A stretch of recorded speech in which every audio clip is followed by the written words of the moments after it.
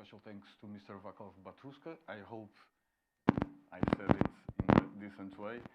Thank you very much for Fundação Rucunha, for the Macau European Chamber of Commerce, and of course the Czech Republic Consulate in Hong Kong for this opportunity to discuss an issue that a lot of people think it's rock science, but it's much more than that actually. Energy is what we need. We need energy as we need food, as we need water. Our civilization does not function without it for many centuries or millennia, I would say. There are a lot of issues very sensible today to understand how we can keep developing our economies, our society, and at the same way to save the planet, but also to do it in a safe political ambience, because energy is one of the reasons of many wars ahead, or at least in the past. Thank you, Vaclav, for being here to help us think on that. Mr. Vaclav Batruska is an expert on security, on energy, security energy. He gives classes in New York, as I think you still do that. He's also an advisor for the Czech Republic government, and has been helping European Union under the Swedish presidency also to think on that. So we have a lot of issues, a large scope to discuss. I would start, perhaps we can narrow it with your help. What are we facing today in terms of security and energy, and how can we think on that based in Macau, of course, always worried about European relations with China, China relations with the rest of the world. What are the major issues we face today concerning security and energy? Good afternoon to all of you, and thank you for the invitation here. Okay. Once again. Okay, I think. Okay. So good afternoon once again, and thank you for the invitation here. Okay. Technology. You can suddenly see what always happens with energy. Technology always fails. My name is Václav Bartuška. I am the ambassador at large of the Czech Republic for the last 18 years, actually, since 2006, on energy security itself, which basically means the governments can have two kinds of ambassadors. One is designated to a certain country, the plenipotentiary in the country. If the government thinks that something is rather valuable and spreads around the globe, then it can appoint ambassador at large, basically for the whole planet. So that's me. My government sends me to many places where it wants to be doing business but doesn't want to be seen sometimes. So I go to countries. That's not the case of Macau. I mean, I'm visibly here, but there are some. We all talk to each other around the globe, and we all do business with each other, even with countries we deny that. I can speak about China in a minute. But basically, when it comes to energy, for the last 20, 30 years, the world has been relatively stable. And we have seen in the last couple of years, since COVID, then the war in Ukraine, and now the difficulties in the Middle East, we see a sudden change in that. And that impacts all of us. That impacts China as well as Europe, impacts Macau as well as my country, the Czech Republic, or anybody else, from US to Latin America to Africa to Asia. And the change is very simple. We need surprisingly huge volumes of energy, which for the public is usually something basically invisible. If you work in an energy field, you realize how many volumes you need of how much stuff you need. We get from the ground roughly 100 million barrels of oil every day, which we move around the planet. We get out of the ground millions of tons of coal every day, which we move around the planet. And that's what the people usually don't see. We only see that when we have the failure. And then there's a blackout, and then everybody understands. Or when there is no gas at the gas station. We just don't really appreciate most of the time how complicated the world around is and how much we actually need to get us going. So that's one area which is interesting. One area which is extremely interesting is how much cooperation there is between countries, even between countries which would always deny it. A good example of that is since 2022, since December of that year, there is in place so-called price cap on Russian oil, something that was devised by the G7 countries with the European Union, imposed in the sanctions against Russia after the war in Ukraine. That's basically a sanction which says nobody should buy Russian oil for more than $60 per barrel. And that sanction would never work without cooperation with India and China, because Russia sells most of its oil, more than 80%, to India and China. So basically how the sanction works from G7 and EU is helping China and India to pressure Russia on price. And it was actually some $20 billion last year in 2023, which basically Russia lost thanks to the price cap. So it's a substantial amount of money. So, even governments which would sometimes claim that they don't talk to each other, they do talk. And there is much more cooperation than I think people would usually assume. I don't do politics that much. I do the hard stuff. I'm being sent out when we need something done. What kind of things you need to be done? Look, a good example would be the switch we did in 2022 when the war broke out from Russian oil and gas to other suppliers. So the war of Russia against Ukraine started in February 2022. In that time, European Union imported 145 billion cubic meters of gas each year. Roughly 40%, 40, of all gas consumed in Europe was imported from Russia. By August of the same year, so in 6 months' time, we were down to 10% of Russian supplies.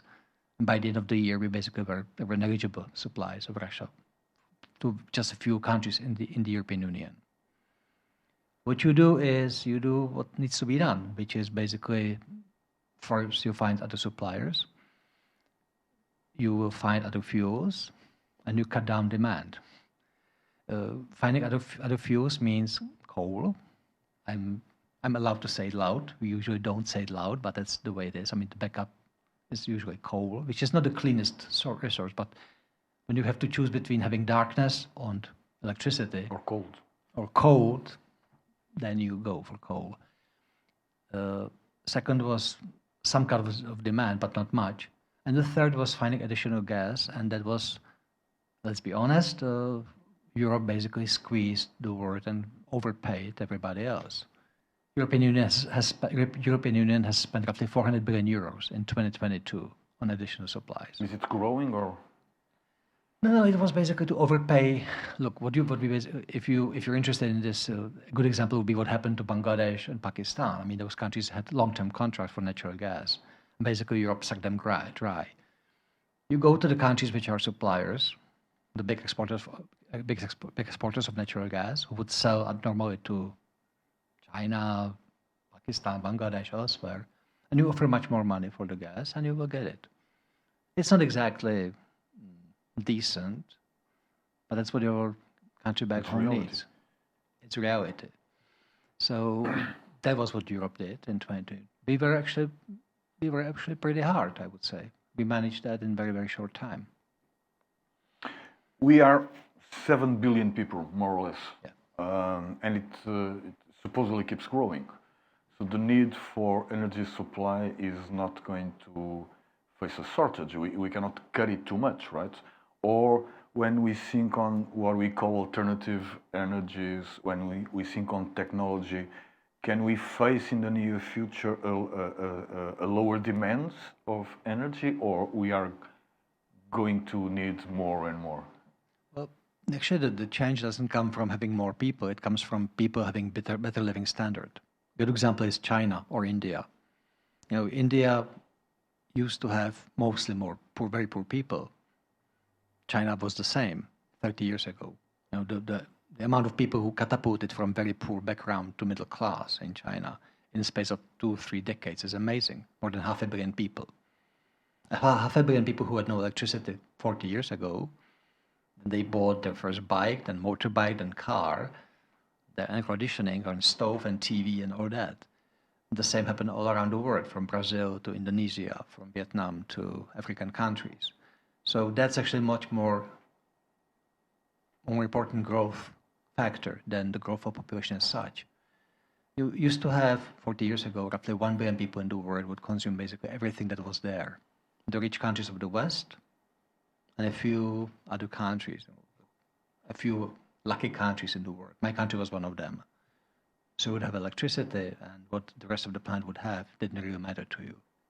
The great story of the last 30, 40 years is the 3 billion people additional who joined the middle class globally. From Sao Paulo to Macau to Chengdu to Varanasi in India. And of course, the strain on resources is real. The limitations are real. So I think that we will have to find new sources of energy, because otherwise we will not manage. It's going to end. I mean, oil, coal, or not, or it's a myth. Well, it's not Some a people myth. talk about the Saudi Arabia reserves will finish in 50 years. Is it what is happening or not? What is really happening, and I've seen actually in those 18 years I've been doing this job, I joined the foreign ministry in 2006, and the global production of oil was 72 million barrels per day. 72. 72 million barrels. Of oil per day. Now it's more than 101 at the moment. And in that year, in 2006, many people believed in the so-called peak oil, that the peak of oil was 1990, and ever since then the demand will outgrow the production, and we will have less and less oil. What happened was that the high prices brought additional supplies from difficult places, from US, from Angola, from Brazil, from other places. So yes, at the moment, there is at the moment still growth of production. What we do to the planet is something that we usually don't want to see. What are we doing to the planet? Are we really killing it? Look, we get out of the ground every day millions of tons of ore for nickel, for metal, for all the metals, oil, natural gas, and all that. I mean, we're not really good stewards to our planet, let's be honest about it. I think we should be blunt about it. We have very beautiful lifestyle, which is, of course, having a great strain on the planet. That's for sure. So there is a conscience of that in terms of global awareness. The governments know, they have the information, of course. They hire people like you to understand it. No. They hire people like me not to take care about it. Okay. So they don't care. The demand is too strong. I have never seen a government which would be deposed because it cared too much about the planet. I've seen kind of governments falling apart or being taken out because they couldn't supply what people wanted. Where do we focus the discussion on alternative energies? When you say we need to find alternative energies, what are we really talking about? Is it the wind, the water, the electrical cars, hydrogen? Do we need to go back to nuclear? What are we talking about if we really want to find alternatives? If we really want to survive, I think all of the above and many more. We definitely will have more solar and wind farms in the future. We already have them in Europe, and you have them in China and elsewhere. We will definitely have return to nuclear in many countries. Europe, US, China. I mean, nuclear is again becoming viable. In the same time, the storage is still the biggest hurdle we have, the storage of electricity. Hydrogen is one of the ways how to store electricity or energy. It doesn't work that well yet. So batteries, if any of you can find out a way how to store electricity in huge volumes, I mean, you are the next Bill Gates. So far, nobody managed that. I mean, in real large volumes. Just for your idea, if you have your mobile phone or your laptop can now function for 12 hours, maybe a whole day, which just a couple of years back, it could work for only a couple of hours. We can store electricity in small volumes. We actually increase the capacity of batteries very much over the last 30 years. When it comes to the big volumes, the megawatt hours and the bigger gigawatt hours and so forth, that's where we have a problem. And just for your understanding, when Elon Musk, from the guy Tesla. When he actually opened his first mega battery in Australia, the mega battery was 100 megawatt hours. So journalists call me like, is this now the breakthrough you talked about? I say, well, megawatt hour is nice, but what we need is actually a million times as much. We need terawatt hours to store electricity. 100 megawatt hours are 4 houses in Sydney for a year. It sounds big, megawatt hour, it sounds huge. It's 4 houses in Sydney for a year. The production of China is in hundreds of terawatt hours. So we need to store electricity in huge volumes. So we are still limited very much in this. That's actually one of the biggest hurdles we have. The batteries, the storage of electricity. Okay. So what is the breakthrough? It's science, technology, political and social awareness, changing our lifestyle, consuming less. What are the breakthroughs? Well, we need to do something, I suppose. Senor Paul, Yes, are you going to change your lifestyle? I am. Okay, you consume less, you fly I'm less. already consuming less and less. Okay, congratulations. You're one of the very few, but congratulations. It's very nice that you do that. In most places in the world, the governments found that it's very difficult to actually ask for demand cuts.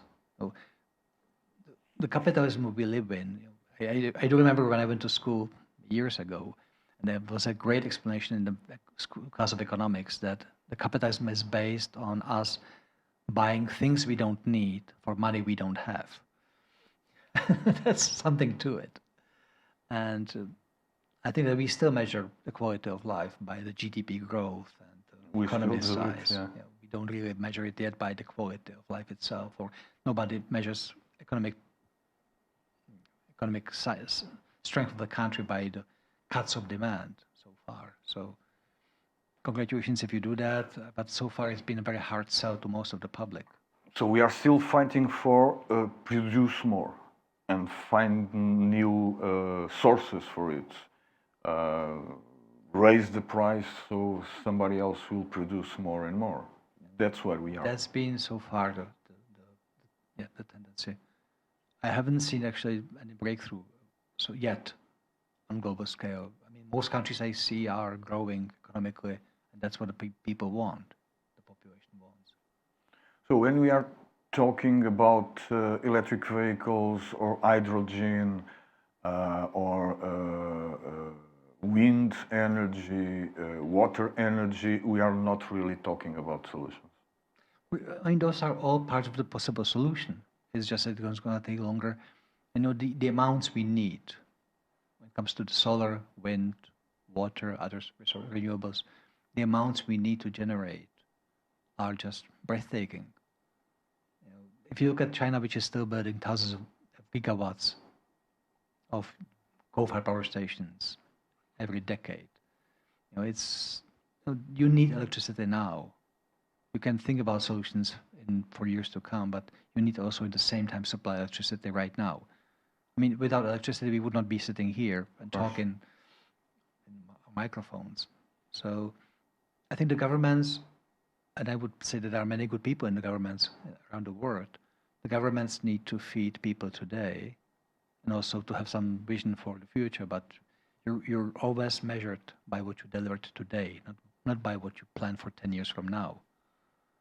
Okay, so we understand the base of the issue. How strongly is that affecting geostrategy, political relations, the way we see consumers and producers to get along? We do understand they are always on the phone and buying, right? Does that give us more peace, or is becoming more and more dangerous? I see much more cooperation than usually people assume. If you would just read the press, you would think that the world is on the brink of disaster. That like everybody hates everybody else. Then you actually go to governments, you meet governments around the world, and you realize actually they do talk to each other. I already mentioned the price cap on Russian oil, which actually is in cooperation with India and China. You will not find that in the speeches from politicians, but that's actually what's happening. So this common need, in a way, it's a good news, because everybody needs the same. Look, everybody needs certain stability. And I can actually, a good example of how much instability in the world is at the moment and how much we need some sort of, let's say, calm. A good example is summer last year. There were two events and how much they influenced the price of natural gas in Europe. It's actually a funny thing, basically. You have one major political event and one political non-event. One which changed the price dramatically in Europe and one which did nothing. So we had in June 2023 the coup of a guy called Prigozhin in Russia, the Wagner group. They tried to take power. They took over a city of 1 million people, Rostov-na-Donu. They marched on Moscow. They were stopped just 200 kilometers from Moscow. They took big part of the country. It was a possible coup in a nuclear country. The result of natural gas price in Europe, zero. Zero. I mean, nothing happened. I mean, because we buy gas elsewhere. 2 months later, in early August 2023, 150 guys from a company called Woodside Energy in Australia, working on the offshore platforms on natural gas, threatened a strike. They threatened a strike. On that day, early August 2023, the price of natural gas in Europe went up 30% in a single day, the highest increase the whole last year. They just threatened to strike. In the end, they didn't go on strike. They demanded increase of the basic salary from $250,000 Australian per year to $300,000. They got everything they wanted from the company. That's actually where we are right now. So one event was a big political news, which was in all the newspapers and on TV, the Prigozhin coup. The Woodside Energy, unless you're from the energy field, you've never heard of it. But for people like me, that was actually the story of the summer last year. I never heard about it. Yeah, and you suddenly see, I've met my Indian colleagues, I've met from other countries. Everybody knew about it, and everybody felt surprised, and that's actually where we are at the moment. So you need calmness in the market, and you need some sort of cooperation among countries, and you should have it. Is that cooperation also a chance for the alternatives? I mean, if we do cooperate to deal with current needs, can we face a larger cooperation for the solutions and the alternatives? Does it make sense? Because you are already talking, right? Well, it definitely does. No, when you mention new resources, let's say renewables, whether wind or solar or others, you need raw materials, which are concentrated in several countries, big production of them, in just a few places. So if you look for cobalt, about 3/4 of the global production are in a single country, Democratic Republic of Congo, Kinshasa, Central Africa. When you look at nickel, 74% of global production is one single country, Indonesia. So unless we cooperate, there will be, if we don't cooperate among ourselves, you will certainly have countries which will simply not choose any path which would need too much nickel, if you would need Indonesia, or not need much cobalt or some other raw material, if it would be belonging to the other country, so to speak.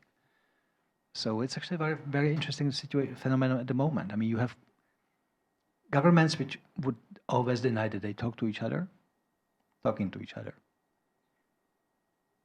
I was in Libya in January this year, which is a country torn by civil war since 2011.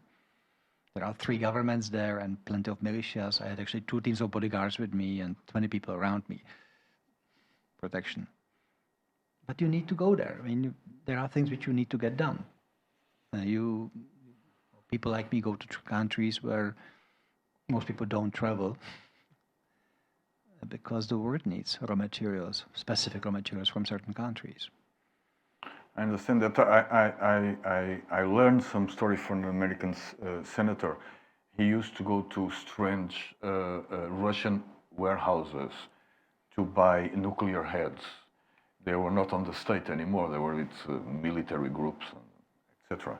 And then he asked the Senate to build a neighborhood around Brooklyn where the Russians could live, so he could negotiate in Washington, because he was afraid of some places in the Russian warehouses. So I understand all these negotiations are every day under stress, right? So everybody needs to take care. But for the common people, what we see is always a narrative of conflict around energy sources, right? When you read the papers, you think, well, why did they go to Iraq? Why did they go to these places? Well, they want to control the energy, and you are giving us a different side of the story, a better one, I would say. Okay, you're a journalist by training. Yep, you're a journalist. By bad luck. Okay, bad luck. So, which article would sell better, which would describe today's discussion here? Like, the bloody idiot from Europe tried to talk nonsense, be the headline, or headline, we had a nice talk in Macau. Which one would sell better? Well, in Macau, the nice talk sells better. Okay. It's a small city. Okay. So you're nice. You're nice people. Okay. In most of the world, the conflict sells better. Yeah, of course. Of course. So that's how the reports usually look like. So the fight is not happening? Oh, there is a lot of conflict. In the same time, you have a lot of discussions behind the. It was so funny. Last year in the fall, our national secretary, a good friend of mine is our national secretary advisor. I'm the guy who does energy. He does the hard stuff. And he went to Beijing officially and met with Wang Yi, the foreign minister, but also member of the Politburo. And I was surprised in many quarters in my country, like, how come you do go to China and talk to Chinese? Well, that's actually what we do. We talk to each other. I'm supposed to go there later this year. There's nothing wrong with that. We can disagree on certain things. We can also talk to each other. That's normal. Mm-hmm. The only person with which I agree 100% is my wife.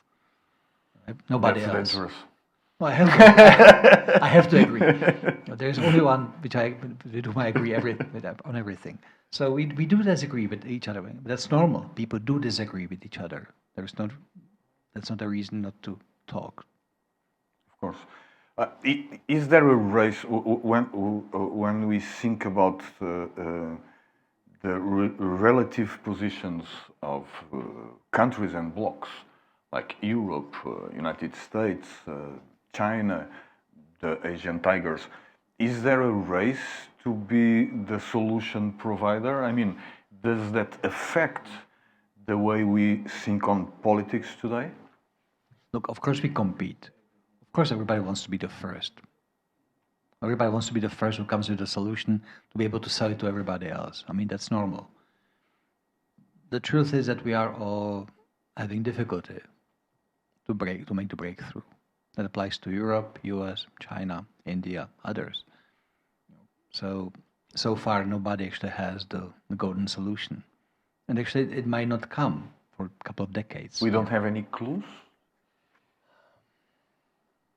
Okay, if you want to be a little bit cynical, I would advise you the best time to look for the news about the breakthrough in energy or any other science is between October and November. Because that's the moment when money is allocated for the next year and for the research programs. So we'll always have the biggest breakthrough of the research team announced on September 29th or October 10th. And there will be a small retraction in January next year saying, well, we had the breakthrough, but the data was not good. The money is already in the bank account. You have already the funding for the next year.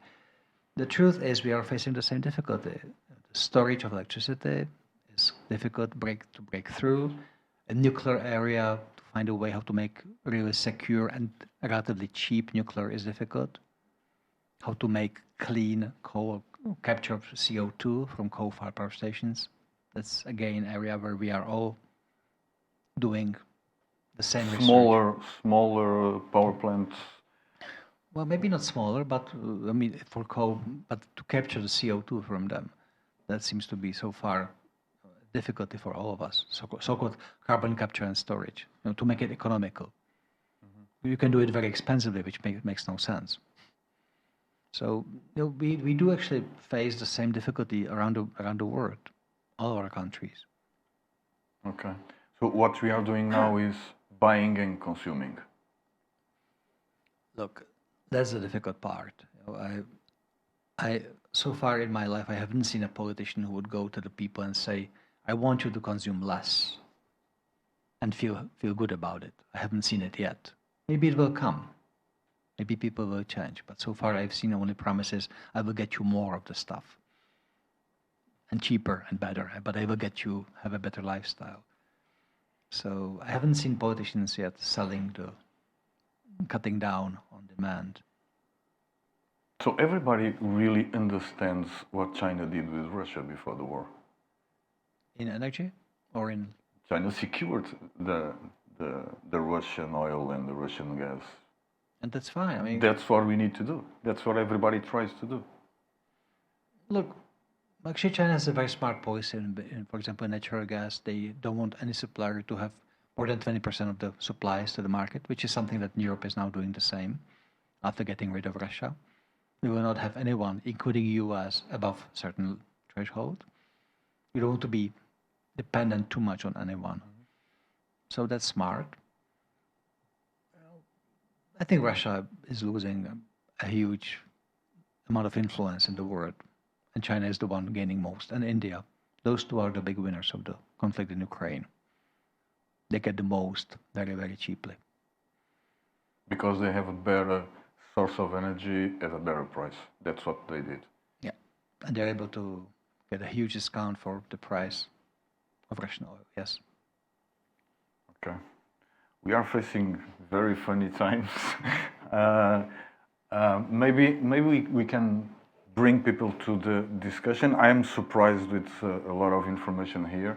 I suppose some of you are also. This is not the common way of discussing these issues. Thank you for your approach. Of course, it's because you know what is happening. I would ask the floor help to put some questions that are interesting for everybody, not only for us in this frame. Anybody wants to help?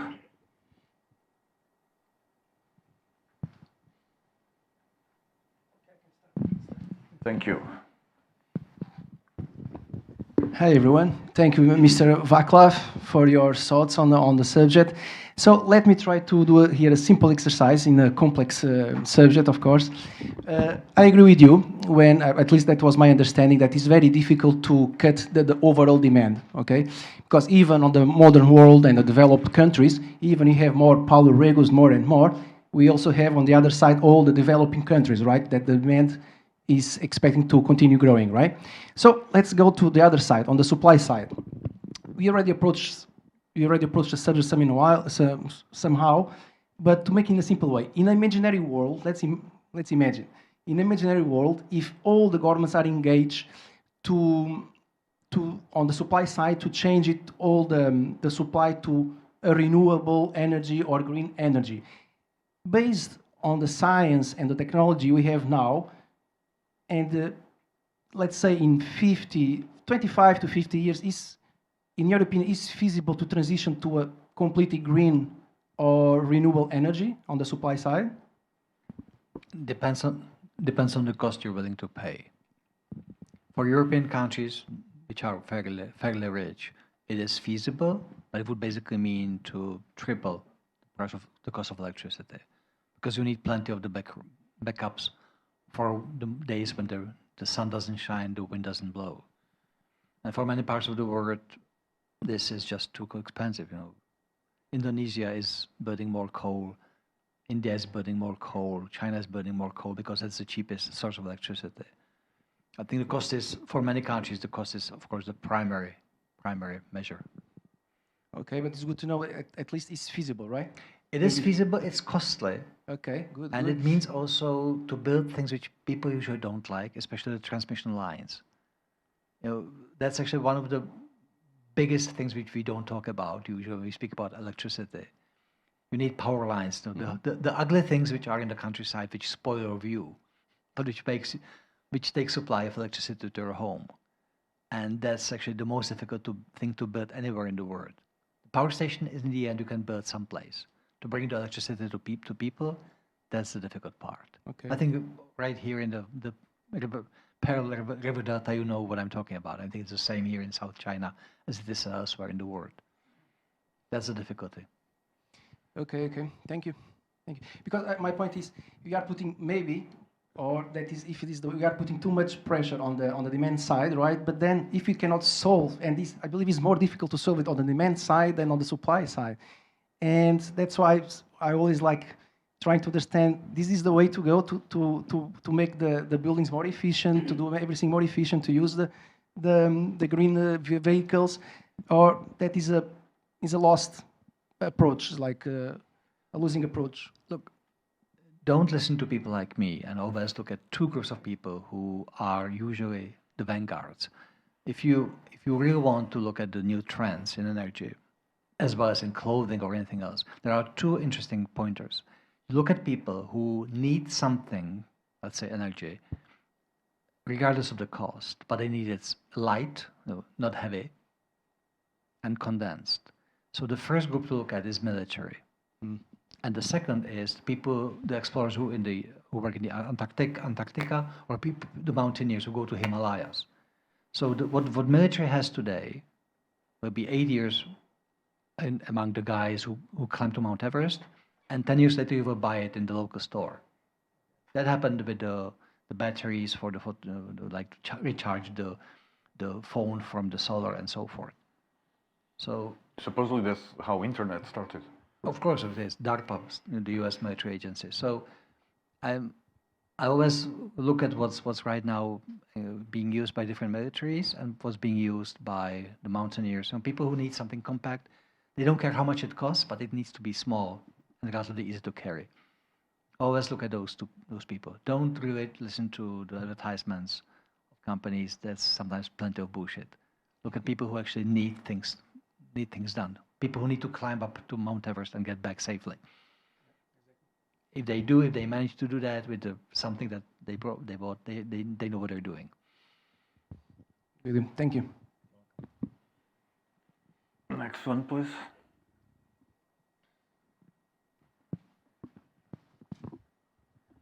Excuse me. Hello, my name is Fan. Thanks for the sharing. And today's question is, what do you think the cost of the environmental friendly product will be lower? Because in my mind now, some products in China, like the boxes or the package, they are trying to use some environmental friendly material, like the paper or bamboo, or even some factory they are trying to use the corn leaves as a package. But actually, when we ask the cost, they say, oh, it's much more expensive than a paper. So if this is the trend, I want to ask when this cost of the trend will be lower as the plastic. What do you think? It's a tough question, but it's a very basic one. Thank you. Usually the cost of certain new technology goes down when it's being widely applied, when a lot of people use it. So far, the competition between the plastic and other types of packaging is a lost case for the others. The plastic is just very cheap, still. But we will see. It depends also on the governments. In Europe, you can see now the pressure on companies to use less plastic for wrappings for the packages, to use other materials. So I think that's an area where the government has to say what it wants to get done. If you just leave it to the cost, then there will be plastic for a long time, I'm afraid. So you mean it depends on the government and the policies? Roughly. Well, it's you can see the good examples are, for example, when the governments forced companies to charge for the plastic bag when you go shopping for your groceries. And you suddenly think more. I mean, if it's 5 or 10 cents, I mean, you don't use that many, or you bring your own bag. I mean, small steps which actually help. Or recycling from some bottles and so forth. I think government policies are quite important here. If you leave it just for the free market, it will be plastic for a long time. Okay, thank you. At least, I want to share, at least in Hong Kong now, they are reducing the plastic in the shop, in the canteen. And now the canteen, they need a transition time because they say they still have a lot of stock in the canteen. So Hong Kong government, as you said, I totally agree. It depends on the politician and the policy. I think Hong Kong can do it, Macau will follow soon. Thank you for sharing. Thank you. Yes. Good. No, good evening to everyone, and thank you so much for your presence, your sharing. I'd like to add some discussion on to appeal your comments. I've been following a project about solar panel in Africa, financed by the RICS. Okay, and this project took a few years ago, and I'm part of the team in Hong Kong as a logistic company because I work with a logistic company. So they are interested to locate the massive plants in Africa based on the green finance on the Great Bay Area, which raise an issue that who is going to really issue the certificates, who are going to be the agency that will monitoring these certificates that will be tradable on the market. For us, it makes sense. We did such low price on the PV panels, on the photovoltaic. We never saw, as you can confirm, the price of 13 cents a watt, or probably less. We never saw this. So this is a massive opportunity to bring solar panels to Africa. And China is completely flooded of solar panels. My questions, or not question, is bring a discussions. It makes sense for this moment, really, China bring massive plans for African countries, especially here we have Portuguese-speaking countries. It's easy for us to sign agreements. Actually, this month, it's going to be here, all the ministers meeting and discussion. But will make sense for a listed Chinese manufacturer companies located these massive projects financed by the Great Bay Area, which is a circle economy. The money comes from the finance department, issue the certificates on the projects run by the solar panels produced by Chinese. Makes sense this project, or it's just a dream? I think that many countries in the world, including African countries, will need more electricity, more energy. So definitely it makes sense. And I think we still are using a small fraction of the solar energy which lands on Earth every single day and every single minute. So it makes sense, definitely. It will depend on which countries you speak about. I mean, you've been to some countries, so you know that some are stable more than others. Yes, and more than that, we have engineers to bring up new technology, which they will include small turbines, wind turbines, with also water turbines in the small scale. So we are looking for a very economic ecosystem with goes for small village, 500 people, which is enough, sustainable. They need water. So let's go and pump up the water with solar panels. When the water is pumped to the village, there is a turbine will generate also electricity. So makes sense. But I saw the project handicap, and it's really the handicap you mentioned is the capacity for storage. That's the huge problem they have. We can have electricity during the night, probably with the wind, probably with the water, but then where are we going to storage? We need to storage them. So I don't know. As you said, there's the billion dollars solution, but I think it's good to share some ideas about this, and I'm quite optimistic to know that Great Bay Area, they have 7 trillion RMBs to allocate in green finance. Even Venetian himself, they bought millions of dollars in RECs, renewable energy certificates, to compensate the heat stress when they are making here Macau. So, So they have heat stress, so they need to compensate because of the ESG ranking in Hong Kong. So there's a circular here. I don't know. I just want to thank you that you mentioned the moments when the sun doesn't shine and the wind doesn't blow. It's so easy when some people sell renewable energy as the easiest solution. They say, well, there's so much sun in Africa or Arab countries, we can make so much electricity. Yes, you can, when the sun is on, not so much at night. And the storage is the difficulty, or the backup. But if you look at Europe today, the biggest growth in Europe is actually not in photovoltaic or wind, but in the backup, which is mostly natural gas and coal. Because you need backups when the wind stops or when the sun doesn't shine, and that backup source is the one you can put on, you can start on, which is coal or natural gas. That's the part of the story which is usually not mentioned much.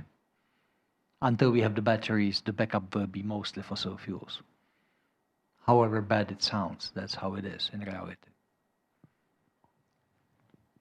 Well, thank you very much for sharing with us in such a candid manner. I really enjoyed listening to the talk, to your presentation. I would like to ask whether this Russian-Ukraine war and of course, the need to find alternative to Russian gas has actually became or is becoming also an extra incentive for accelerating the research and also the introduction of alternative energies within the EU. Just talking about the EU, not talking about anywhere else. Thank you. Well, it definitely changed the public perception of energy, and also among the politicians, not just among the public. A small detail which actually I really would like to mention, and that shows you how much has changed because of the war, because there was a real fear in the early months of the war that Europe will not have enough energy. So we have the rotating EU Council presidency. Each member state for 6 months chairs the European Council. And 6 months from July to December of 2022, the most difficult part of the first year of the war was my country, Czech Republic. And you usually have 2 councils, ministerials, which are quite formal events in those 6 months. So we caught 8 energy councils in those 6 months. Not 2, 8. And the first one in July 2022, so this was early months of the war, we asked a simple question to the ministers of the EU 27 countries. What necessary steps might be needed this winter to get through the winter? So from the ministers who spoke, 21 ministers mentioned war economy or rationing as possibly necessary to be done. Now, I've been to the councils for the last 18 years, where I've never heard European ministers talking about war economy and rationing when we talk about Europe. When we talk about Somalia or Haiti, yeah, sure, rationing, war economy, but for us, never. I mean, we have enough of everything. So that's how much has changed. And the willingness of governments to do whatever it takes was there. And that applies to science, that applies to research, that applies to looking for new materials, that applies to willingness to talk to different countries. Germany has spent 35 years discussing whether they should or should not build an LNG terminal, the terminal for the import of liquefied natural gas. So they discussed that since 80s. The war broke out in February 24. On March 5th, they agreed to build the first. By December, they had opened 4 LNG terminals. My country is a landlocked country, Czech Republic. Okay, so we decided to, as the war started, I was tasked by the Prime Minister to find LNG terminal.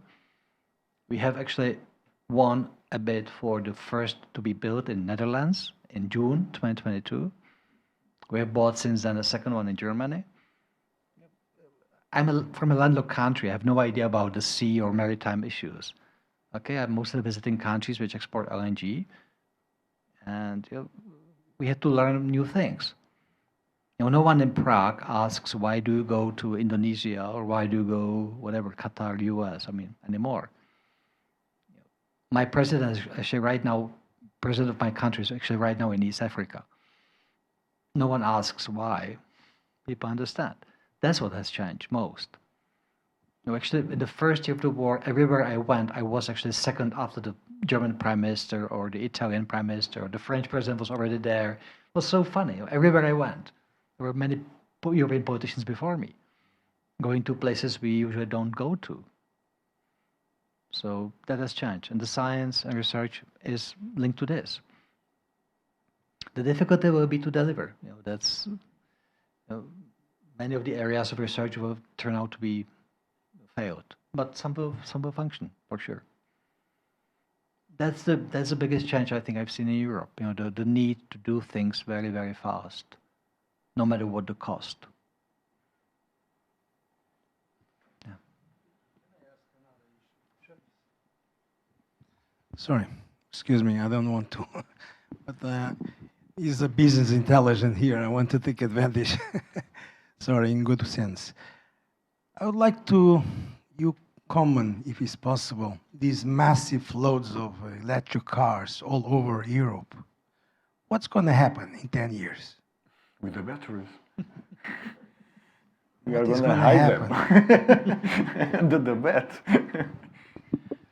That's a nice question. Look, once you start to ask questions about what do we next with all the steps we're taking now, you're entering a territory where nobody knows. I'll give you a small example. So when the wind turbines first appeared, the big windmills, the 30, 40 meters in diameter, then now we have today 150 meters in diameter. When you saw the first turbines for wind, the usual advertisement for them was, this wind turbine is unbreakable. It's from new technologies, new materials, Kevlar, whatever. It's unbreakable. It can withstand any sort of wind. That's great when you build a new wind farm. Okay, 20 years later, you want to disband the wind farm and build a new one. What do you do with the old turbine? It turns out it's really unbreakable. It's from materials we have never made before. And there's a company in my country right now which actually has a plasma flow. They do something with plasma, don't ask me what. They cut wind turbines from Netherlands and Germany. They have the best business in my country right now. They're basically overbooked for next couple of years. Because all the old wind farms being disbanded now in Netherlands, you cannot do anything. You cannot really break those old turbines. So what happens with the electric cars 10 years from now, I have no idea. What do we do with the batteries? The same question is with the photovoltaic panels. They are mostly poisonous. What do we do with them after the lifetime of theirs? I don't think that anybody knows. We will discover that, hopefully, what to do with them. So basically, the decision makers that will not be here, then it's not their problem. To be realistic. Look, being realistic, we are using so many new technologies and so many new materials about which we don't know much about how they function, how they will function, what they will do. So there will be many missteps, I'm pretty sure. Yes. That's one of the difficult points about new technologies, that you simply don't know how they will behave 10 years from now. Yeah. But basically, as you know, China is giving a lifetime guarantee for their own batteries, for their own cars, and charge for free their own cars in mainland. Some brands, they do this. So should we are changing the new model of market model that we are not used, or it's a very controversial issue? I love what you just mentioned, the lifetime guarantee. I love that. We have Me new too. technologies from new materials which were discovered a couple of years back. And you have people telling you, I give you guarantee that this material will be safe for next 100 years. Well, thank you. How do you know that? It was just made in laboratory 5 years ago.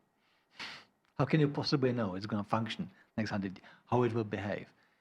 So whenever you hear a lifetime guarantee linked to a new technology or new material, be doubly careful. But they are not care about if you go lifetime guarantee, because they know the consumer going to change the car in 5 years. That's the point. That's a core point. That's pure consuming model, which is completely different because is speculated the car. We have $10,000 electric car in China. $10,000 car. Okay. and then probably make us to think about how we have been exploited all by the car makers all these years. I don't know. I'm just saying, you know. But one thing is, go to China. There's several brands they are targeting. My friend inside, because I work in China, in Dongguan, and he spent last year for maintenance and consumption 1,000 RMB 1 year, because he bought the car with lifetime warranty, and the consumption of electricity included in the price. Congratulations. No, I'm just saying, I'm not arguing. I'm just bringing you information. I think I'm sorry to.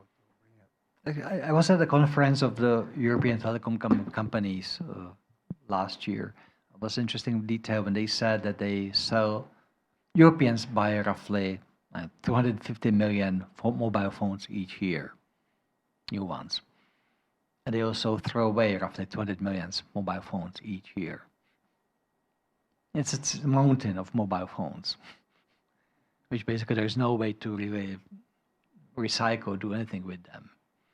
We are leaving behind ourselves a mountain, or huge mountain, of disused or no longer used technologies, including the batteries for the cars and so forth. That's a big dilemma we should have. We don't talk about it much, to be honest. We pass this difficulty on the next generation. That's what we do. Next one, please. I hope I didn't kill the mood. No, I was thinking. I'm trying to do a summary here, looking at the major concerns in the public and what you said. So, basically, we need more and more energy every day. Basically, all governments are willing to do whatever it takes to get it. Everybody's talking to each other about it, much more to have more access to energy and investing on coal if it's needed, right? And the combined solution theoretically would be regulation and a new sense of demand. If we can produce a lot of sustainable materials and everybody wants to buy it and the regulation forces it, we may go for small steps. But basically what we are doing today is every shit we think about it so we have energy, and we usually don't think on consequences in the long term. That's basically the summary of what is happening today. I couldn't say better. That's what you said. And you said it nicely so everybody understands. Look, I'm a very bad diplomat. Yeah, I'm very bad diplomat. I usually speak like I speak here today, so I'm rather blunt. Well, it's not really, well, for me, it's not totally surprising. Maybe the mindset is.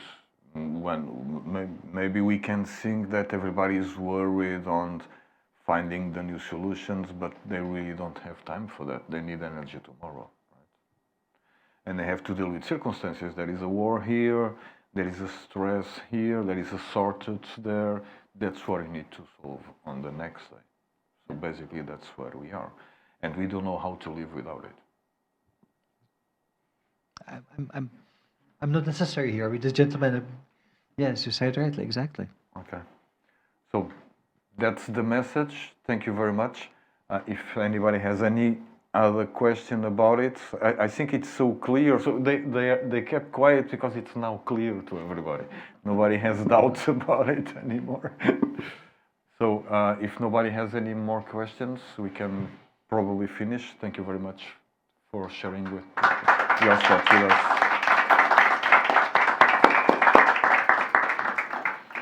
Let's spend some energy.